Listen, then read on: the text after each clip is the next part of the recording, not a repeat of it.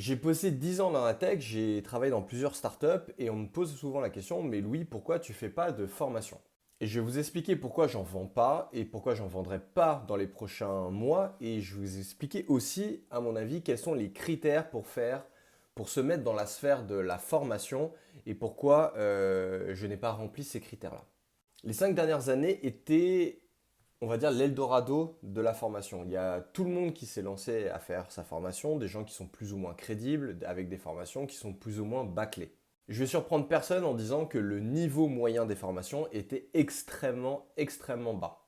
Par contre, je ne critiquerai jamais les formations parce que quand on voit le coût d'une école de commerce qui est vraiment mais claqué au sol de chez claqué au sol, en gros, vous allez payer juste pour avoir un réseau de personnes qui sont bien placées, qui connaissent les ficelles, qui sont fils d'eux, mais sinon les cours sont nuls.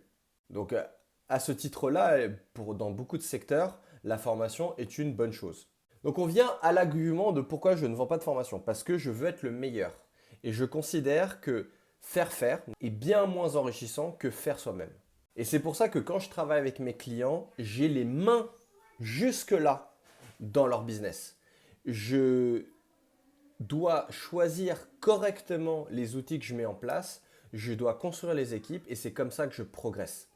Et l'avantage de la formation, c'est que je pourrais faire beaucoup plus d'argent beaucoup plus rapidement, mais je vais faire le deuil de ma technique puisque en me concentrant sur la partie transformationnelle de mes étudiants, j'oublie que c'est dans leur travail et dans leur méthode qu'on progresse. Je ne peux pas m'améliorer si je considère que je suis le meilleur de la salle. Je me vois toujours comme un internel étudiant. Et bien sûr, il y a un stade où ce grind, ce travail-là sera trop d'énergie, mais j'ai encore à 36 ans et avec 3 enfants et avec une femme, encore l'envie et l'énergie d'apprendre. Et je ne veux à aucun moment me dire, bon c'est bon, je vais arrêter d'apprendre pour enseigner ce que j'ai appris.